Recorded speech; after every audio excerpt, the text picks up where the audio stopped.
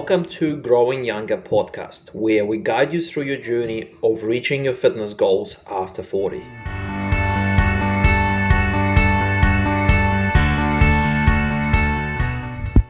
How to know when to stop or carry on when experiencing pain while exercising for people over 40.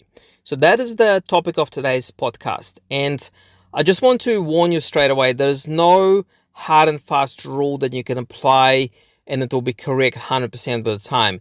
The thing about pain generally and discomfort is that it is very subjective. So even when you try and rate pain, a 6 or 7 out of 10 for one person is maybe only a 4 out of 10 for another person. However, being a physio for 21 years and also working within a fitness setting over the last, let's say, 8 or 9 years, I can probably, I've got the toolkit to give you to help you navigate this area the best you can. All right. So I'm going to break down this topic into different dimensions. Okay. So we're going to talk about the time of pain. We're going to talk about the location of pain. We're going to talk about the nature of the discomfort. Like, does it feel sharp? Does it feel like an ache? Does it feel like maybe a bit of a pins and needles? So also we're going to look at the intensity of your discomfort as well. Like, how bad is it? How severe? So we're going to put all these components together, and then hopefully if you take all of this into account, you'll be able to tell whether the discomfort you're experiencing while exercising is enough to make you stop. Okay, right. So let's get started. So first of all, I wanted to discuss the severity of pain. So look, if you are exercising, it's completely normal to experience some degree of soreness, maybe a little bit of an ache, because the whole idea of strength training is that you're trying to take your muscle to a point where it kind of fails. Okay, and I know if you have arthritis, you're probably not going to be taking your muscles to the point of failure. But a lot of people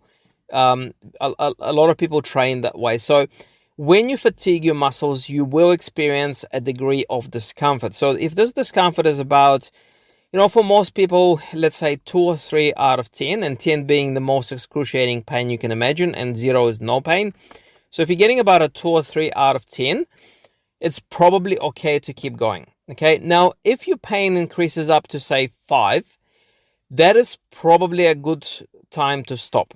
Okay. Now, if you get closer to 6 or 7, it is probably a bit late. Well, as in, like, you should be stopping right away. Okay.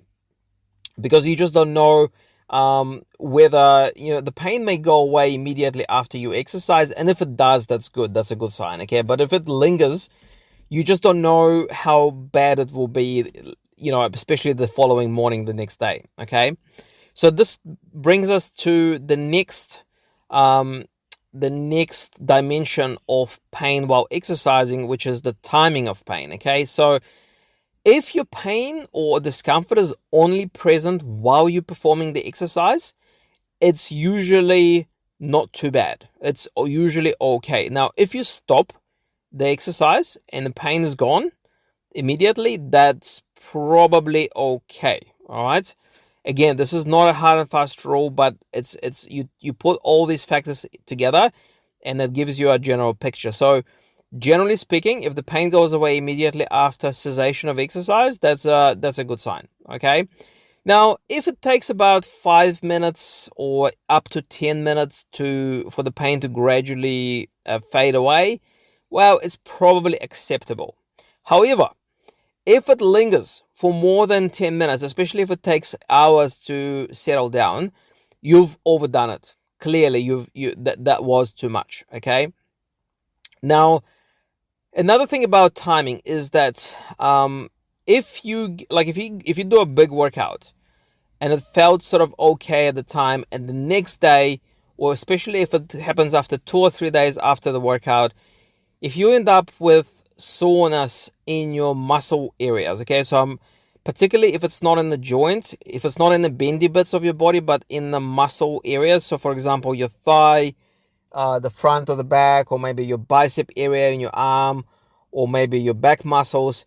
If it's mainly in your muscles, and it feels like a bit of a kind of like a general soreness, it could be what we call DOMS, which is post-exercise muscle soreness. Okay, so again, this is normal to experience a muscle soreness after a bigger workout. Okay, now the general goal when you are strength training is to avoid DOMS by increasing the intensity of your exercises over time in baby steps, very gradually. Okay, so usually when you get DOMS, it's when you stepped up too quick.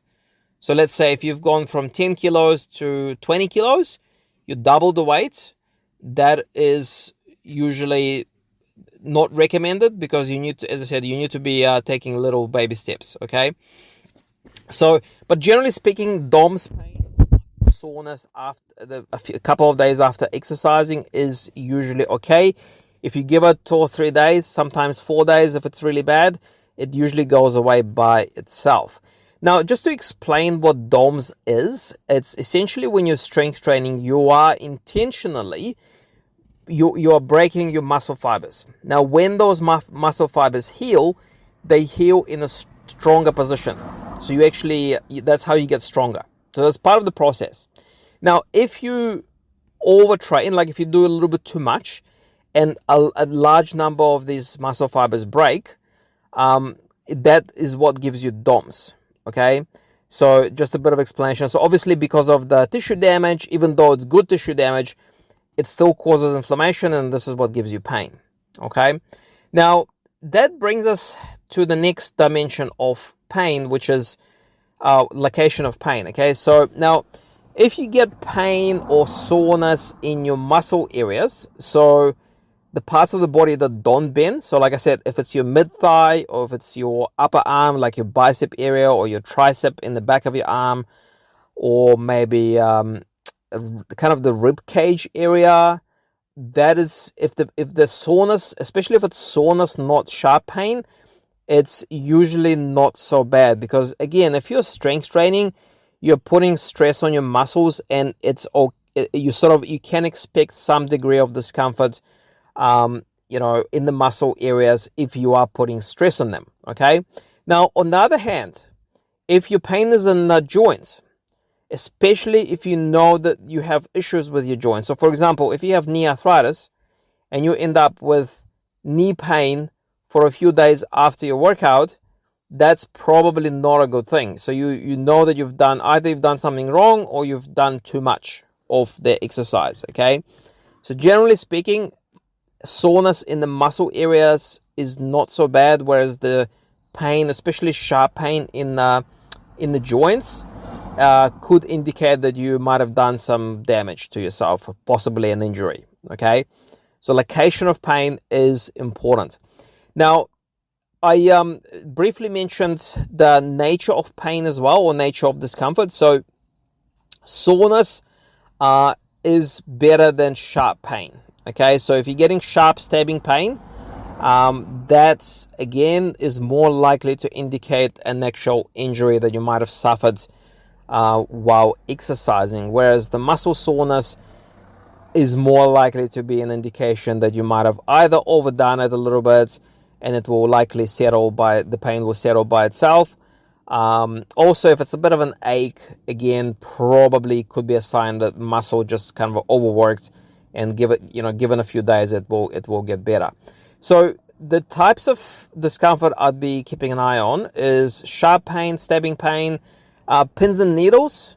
Again, could be something nasty, because it might be some kind of nerve damage, possibly a nerve compression, especially if it kind of goes down your leg. Again, some back issues can cause sort of radiating pain down one of your legs. If you get that, and if you get pins and needles, numbness, that is not a good sign. You probably should be speaking to a physio or doctor immediately. Okay, So nature of pain is also a factor as well. So look, none of these dimensions, let's call them that, dimensions that I just mentioned, so the location of pain, severity of pain, the timing of pain, none of them will give you 100% answer to whether you should carry on or stop exercising, 100%.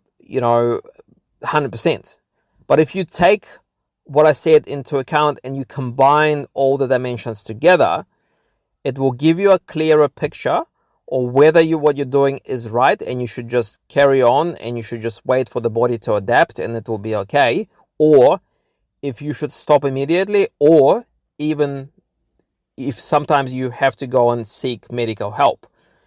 Okay, so that should clarify a little bit that topic, because this is a very contested, controversial topic. A lot of our clients ask us, I get pain, should I stop, should I carry on? And sometimes even I don't have the 100% answer. If in doubt, I'd rather you ease off. Okay, so I'd rather you underdo it than overdo it. But again, if you are too cautious and you don't do enough exercise, that could have a detrimental effect as well. So it's a bit of a, it's a little bit of a catch-22, I guess. Okay. All right. So hopefully you got something out of this, and I'll speak to you in the next podcast.